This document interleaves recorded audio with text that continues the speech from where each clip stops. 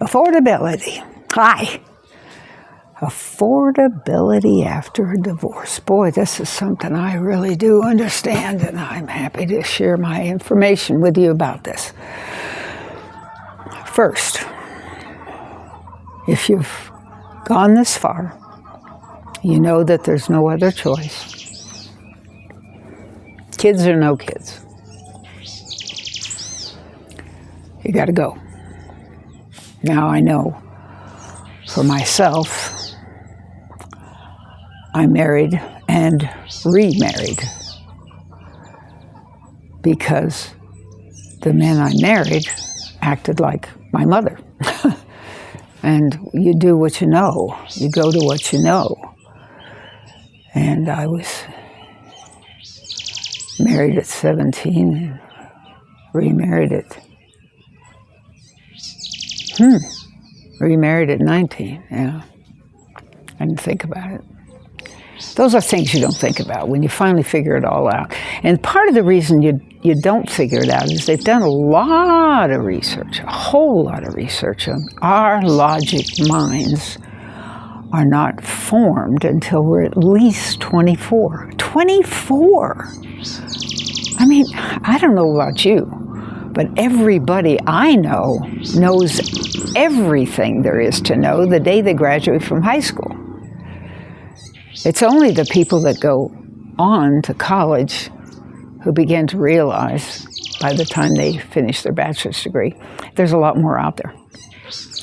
And the ones who've gone on to a master's realize, whoo boy, they don't know hardly anything.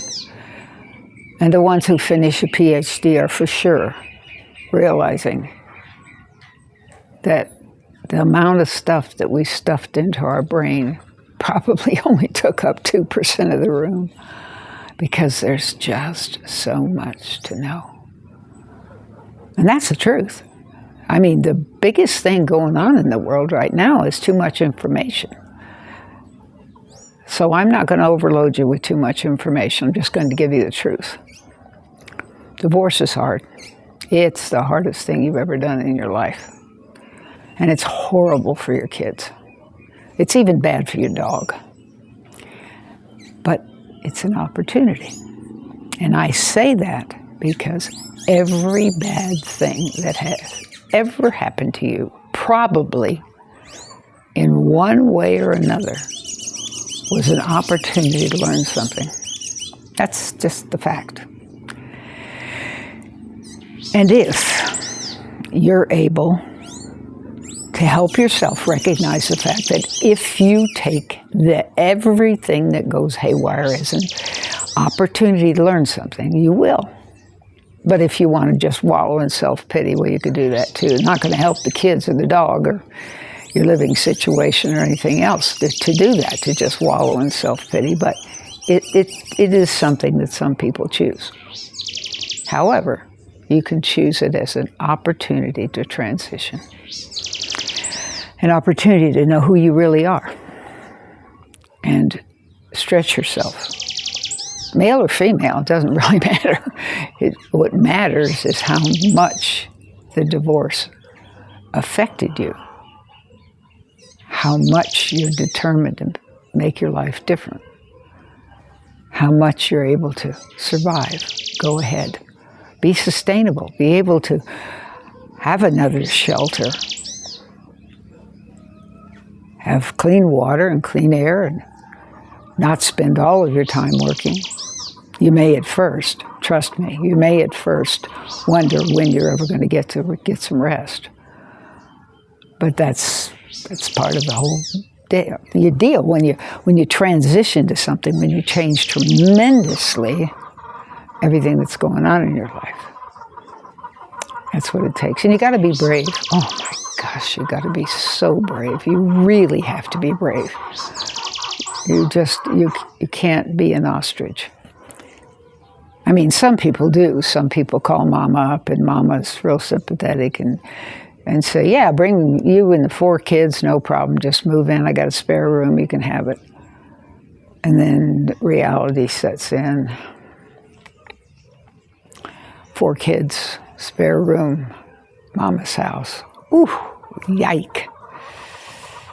We're not in the culture I'm talking about people from the U.S. are not in the culture of living like that. Now, I've lived in Mexico about 6 years and visited for a lot more years than that, and I've lived in Ecuador for about 13 years. And yes, that culture wouldn't mind at all living in a spare room with 4 kids and yourself in the same room, and all those people in Mama's house.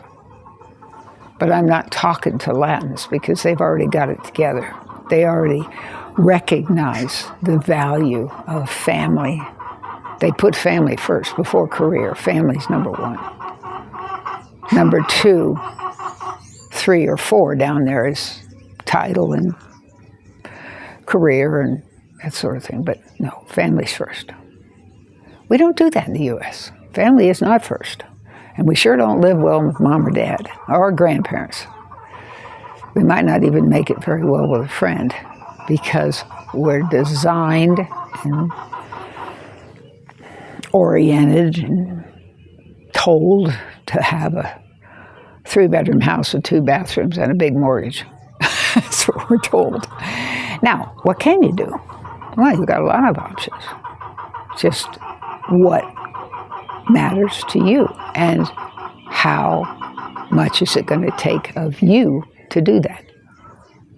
If you want to go from a marriage where you were able to support 4 kids and yourself, and if it was he that was doing it or she that was doing it, supporting, that is, the one bringing in the dough, you're in trouble. It takes a lot more to support 5 people in the United States today than you can imagine, especially, housing has gotten really crazy. Just to have a space to live is $2,000 a month. Do you have the skills? Do you? Because you're going to need at least twice that. It used to be 30% of the money went to housing. 30% of your disposable income after taxes. But it's gone up to 50% in a lot of places. Almost most places. It's really sad. Can you make that kind of money? Do you have the training? Or did you get, like me, get married instead of going to college? Have kids to take care of instead of being a kid yourself? Or did you have a perfect childhood and your parents are open to having you come and stay with them? They'll put you through school and take care of the kids, put the kids in daycare for you, put the other kids in private school. They've got it all together and they say, don't worry about it, honey, well, we've got it. That's not the person I'm addressing here. I'm talking about affordability, somebody who doesn't have a way to make it. And again, is it going to be a transition for you? Is this an opportunity for you to change your life and become a stronger, more self-reliant person? Are you going to share custody? Does the other person have full custody?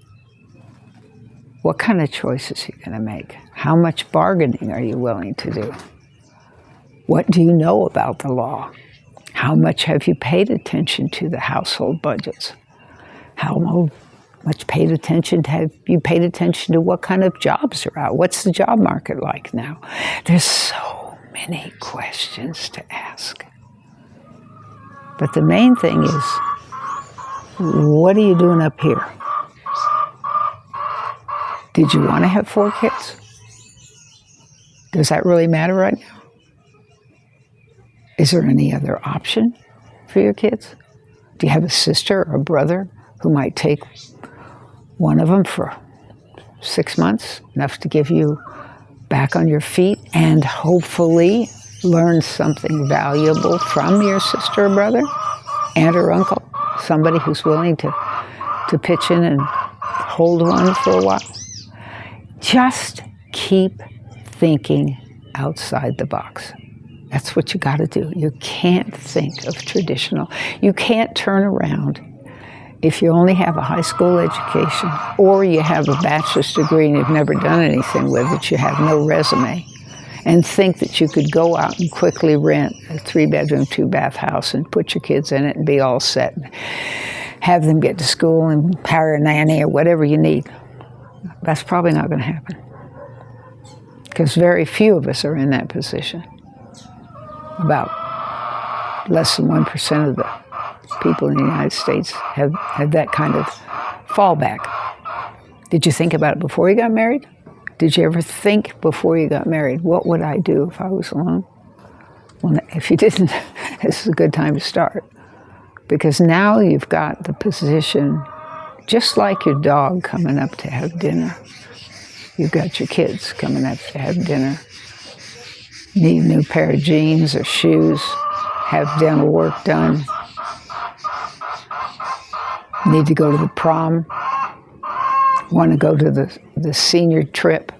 I mean, there's just going to be one thing after another thing after another thing come up. Health issues.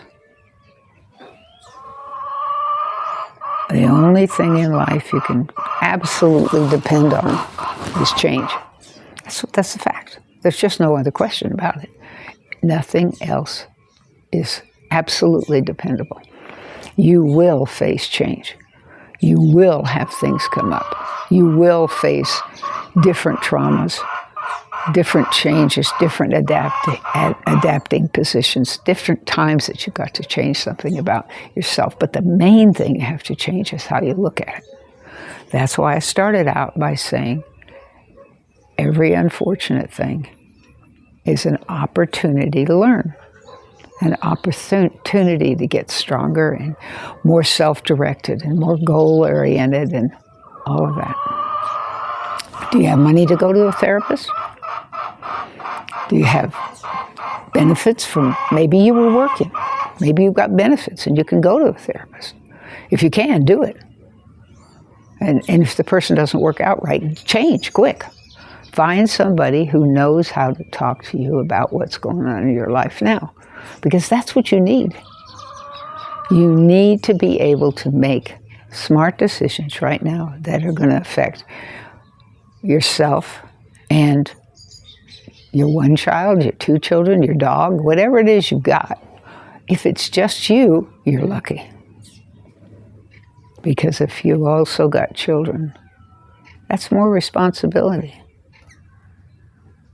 And your choices become more limited as far as society's concerned. But that doesn't mean you can't do something entirely different if that's what your passion tells you to do. If your passion tells you that you want to learn how to be a logger, and you're female, and you're not particularly strong, but you're real healthy, but you're not particularly strong, then maybe you could do it. It could be. It could be that you've decided you want to learn how to be a logger, take your kids into an environment where they live in a, maybe it's even a company home. Who knows? There is such a thing as company homes. There's such a thing as company schools. You just have to look deeper. You can't just think about the 3-bedroom, 2-bath home in a suburb. You got to think way outside. Maybe it's an attic apartment. I don't know. But you got to think outside the box. And you've got to not listen to the advice of everybody else, including me. I'm just trying to give you a kickstart. I'm just trying to give you something to think about that you don't know me. I don't know you. But I know what I've seen. I know how I've felt. And I've got more years on me than you do, or you wouldn't be listening to this. I can guarantee you that. So there we go. What choices are you going to make? If you make the choice to be a logger, now for me, I made my choice to be a truck driver. I was the first female teamster in the city of Chicago selling Hostess cupcakes. And then later, I became a Frito-Lay salesman and a truck driver, driving around to different grocery stores. Did I get teased? You betcha I did. Did my friends think I was crazy? Sure they did. But I had good benefits. I had retirement. I mean, it was all there. It was just exactly what I needed at the time. And self-esteem, boy, I got to tell you, even though it was a van, driving that van and delivering and interacting with people, jumping in and out of that van and moving those potato chips or the Hostess cakes around, I really became more self-confident, more and more every day. More and more I recognized I can do this. I can take care of my family. I even passed the state troopers exam. I was in the first group of 7 women that passed the Illinois state troopers exam because that was when that time was. That was when I had to step up. I was single. I had to step up. I had no choice. That's the way it works. And at other times in my life, I had to step up because I was a sole support of 6. 6 people. Me as a waitress with no college. It was tough, but I did it. I did it. Kids are grown. Everything happened out fine. He got his degree. Kicked me out, of course, after he got his degree, but he got his degree. So, what lessons are you willing to learn? What areas are you willing to look? One of the things that I did, and it's different now, but I still want to explain to you that I looked in lots and lots of books for college scholarships. And there were books back then. It wasn't online. So it's much easier now to find that sort of thing. See what's out there. I mean, sometimes you look and the Mr. and Mrs. Smith have offered a scholarship for someone who's 5'4", female, and is going into the field of zoology. That happens. That happens. But if you're 5'4" female and you're going into the field of zoology, you've got an opportunity there. But if you're not, and maybe you're going into zoology, but you're 5'9", you might write to them. They may change their minds. I mean, you really have to think outside the box if that's really what you want to do. Where's your passion? Look for your passion. That's what you got to do. Find your passion, look outside the box, figure out how you can take care of everybody, and do whatever you have to do. But don't narrow yourself down to, oh my God, the only thing I can do is a 3-bedroom, 2-bath house for my kids because that's what they always had and that's what they should have now. And oh, they're going to hate me if they don't. Don't go there. You are a perfectly formed human being. Whether you got disabilities or disadvantages or not, you're a perfectly formed human being who's capable of doing what you're doing because you were able to get married, have children, maybe or not, get an education, maybe or not, but you've got some skills. I know you've got some skills, and maybe you've got friends, maybe you've got relatives. Look as far and wide as you can for what you can find to help you at this point get where you want to get to in the way you want to get there. It won't be perfect. Nothing ever is perfect. But find a way to wiggle your way along. I actually had to go on food stamps for 2 months. That was one of the hardest things I ever did, was to go on food stamps for 2 months. And then I realized in talking to I was in school at the time, and I had 2 kids. So I talked to the head of the tutoring department of the college where I was going. And it turned out I could make as much money as a tutor as I was making for food stamps. And if I was good and more people asked for me, I could actually make a little bit more. So I took the job. I went to the food stamp office and I told them to cut me off. I didn't want any more food stamps. And I was going to work for my tutoring at my college. And you know what? They investigated me. They couldn't believe that I would prefer to work and get paid the same thing that I got with them. But I did, because I recognized how badly it hurt me to do that, to take those food stamps. And it wasn't worth it to me. It might be worth it to you. It might be worth it to your second cousin once removed. It might be worth it to your kids. But it wasn't worth it to me. And that's what this opportunity is all about. It's about you as a single person. You as the head of the family. You as somebody who's gone through a transition. You as somebody who's changed their life, really, really moved their life in another direction. And it has a choice what paths they are going to follow. Because you're not part of a team anymore. You get to choose. Now, you can allow somebody to take that position. You can allow your mother to take over and tell you what to do. Your grandmother, your grandfather, your uncle. You can allow that to happen. And they may make a deal with you. Say, well, if you do this and this and this, then we'll do this and that. And that may happen. And it may be something you want to take, at least temporarily. But it may not be something you always want to take. Because you now have a choice. You could do something entirely different. And maybe you want to, and maybe you don't. But remember, you do have a choice.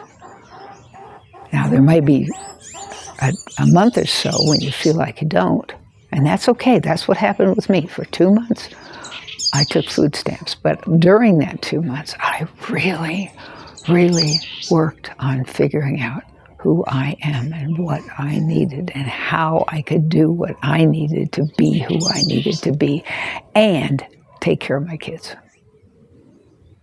So don't pass it by.